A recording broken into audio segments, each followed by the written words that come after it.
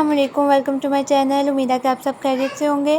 آج یہ آپ کے لیے لے کے ہیں بہت ہی مزیدار سی لاہوری نان کھٹائی کی ریسیپی۔ تو ماما نے بنائی تھی تو بہت مزے کی بنی، تو میں نے سوچا کیوں نہ آپ لوگوں کے ساتھ شیئر کی جائے۔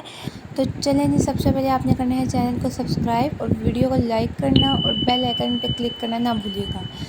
تو سب سے پہلے جی ہمیں چاہیے ہوگا 1 کپ چینی پیسی ہوئی۔ آپ آئسنگ شوگر بھی استعمال کر سکتے ہیں، لیکن ہم نے گرائنڈ کیا گھر میں۔ تو وہی 1 کپ ہمیں چاہیے گھی کا، آئل نہیں یوز کرنا، گھی چاہیے اس کے لیے، اور 2 کپ میدا، آل پرپس فلور ہمیں چاہیے 2 کپ۔ میئرمنٹ کے لیے ہم نے گھر میں جو نارمل کپ یوز ہوتے ہیں وہی یوز کیے ہیں، اگر آپ کے پاس میئرمنٹس والے کپ ہیں تو آپ وہ یوز کر لیں۔ بیسن 2 table spoon, baking powder 2 T spoon اور بیکنگ سوڈا 1/2 ٹی اسپون۔ سب سے پہلے جی ہم نے چینی اور شوگر کو کر لینا ہے اچھے طرح مکس۔ چینی ہم نے گرائنڈ کرتے ہوئے اس میں 3 سے 4 چھوٹی الائچیاں ڈال کے گرائنڈ کیا تھا تاکہ اس کی خوشبو سی آ جائے۔ تو آپ اسکپ بھی کر سکتے ہیں اگر آپ کو نہیں پسند۔ تو یہ ہم نے چینی کو اور گھی کو اچھی طرح مکس کرنے کے بعد اس میں ڈالنا ہے میدا، چھاننی سے چھان کر، ایسے نہیں ڈالنا ہے، چھاننی سے چھان کر ڈالنا ہے۔ یہ تھوڑا سا اندر گیا، اب ہم اس میں بیسن، بیکنگ پاؤڈر اور بیکنگ سوڈا شامل کریں گے اور ان تینوں چاروں چیزوں کو اچھی طرح مکس کر لینا ہے، اور پھر چھاننی سے چھان کے ہم نے اس کو چینی اور گھی والے مکسچر میں مکس کر لینا ہے۔ پھر اس کو آپ ہاتھ کی مدد سے یا اسپیچولا کی مدد سے، جیسے آپ کو ایزی لگتا ہے، نرم ہاتھوں کے ساتھ آپ نے گوندنا ہے، جیسے آٹے کو گوندتے ہیں ویسے نہیں، نرم ہاتھوں کے ساتھ اس کو ہلکا ہلکا گوندنا ہے۔ یہ دیکھیں جیسے آپ کو ویڈیو میں نظر آ رہا ہوگا، کیسے ہلکا ہلکا اس کو پریس کرنا ہے۔ پھر اس کو ہم نے 10 منٹ کے لیے چھوڑ دینا ہے۔ دوسری طرف جی ہم نے یہ ایک لیا ہے پتیلی کا ڈھکن، اس پہ ہم نے لگا لیا ہے آئل، اس کو جیسے گریس کرتے ہیں، اگر آپ کے پاس بیک کرنے والی ٹرے ہے تو آپ اس کے اوپر گریس کر لیں، اور یہ ہلکا سا اس کے اوپر ہم نے میدا چھڑکا ہے، اور جو ایکسٹرا ہے ہم اس کو جھاڑ لیں گے۔ یہ دیکھیں جیسے آپ کو ویڈیو میں نظر آ رہا ہوگا، اگر آپ کے پاس ٹرے ہے تو آپ اس پہ بھی اسی طریقے سے کریں گی۔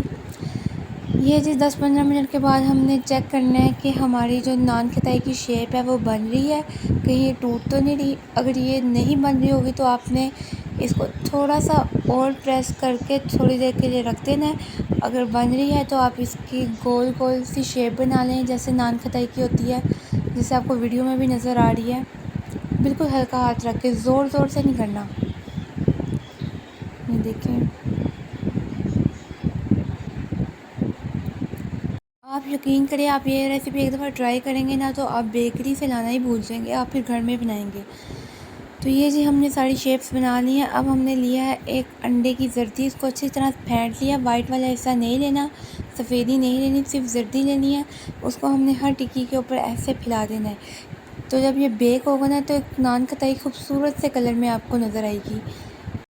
اگر آپ یہ سٹیپ نہیں بھی کرنا چاہتے، کئی لوگوں کو انڈے کی زردی نہیں پسند ہوتی، تو آپ نہ کریں، کوئی مذائقہ نہیں۔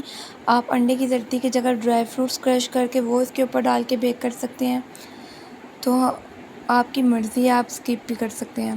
دوسری طرف جی ہم نے پتیلا رکھا ہوا ہے پری ہیٹ ہونے میڈیم فلیم پہ، اس کو ہم نے اسٹینڈ رکھ کے 10 منٹس کے لیے پری ہیٹ کر لینا ہے، ٹھیک ہے، میڈیم فلیم پہ کرنا ہے۔ اب جی ہم نے ساری نان کھٹائیوں کے اوپر ہم نے یہ ڈال لیا ہے۔ آپ اپنی مرضی سے جو آپ ایڈ کرنا چاہیں وہ کر سکتے ہیں۔ ڈرائی فروٹس ہو جاتے ہیں، کئی لوگوں نے ڈرائی فروٹس کیے ہوتے ہیں، کئیوں نے یہ، کئی سادی پسند کرتے ہیں، تو آپ کی مرضی ہے، ٹھیک ہے۔ یہ جی اب ہم نے ساری نان کھٹائی کے اوپر یہ لگا لینی ہے انڈے کی زردی۔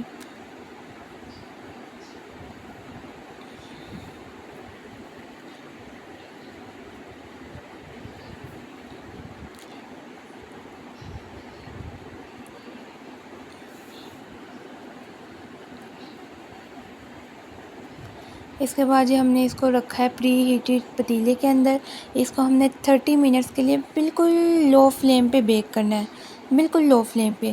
30 منٹس بیک کرنے کے بعد ہم نے اس کو 5 منٹ تیز آنچ پہ کرنا ہے، اور پھر اس کے بعد جی اس کے بعد ہم نے ڈھکن ہٹا کے جب ہم یہ نکالیں گے تو یہ دیکھیں کتنی مزیدار سی نان کھٹائی ہماری ریڈی ہے، اور اس کا کلر بھی دیکھیں آپ کتنا خوبصورت سے آیا ہے، اور ٹیسٹ میں بھی یہ بہت لذیذ تھی۔ آئی ہوپ آپ کو ویڈیو پسند آئی ہوگی، تو ویڈیو کو لائک کرنا اور بیل آئیکن کو دبانا نہ بھولیے گا۔ Bye bye.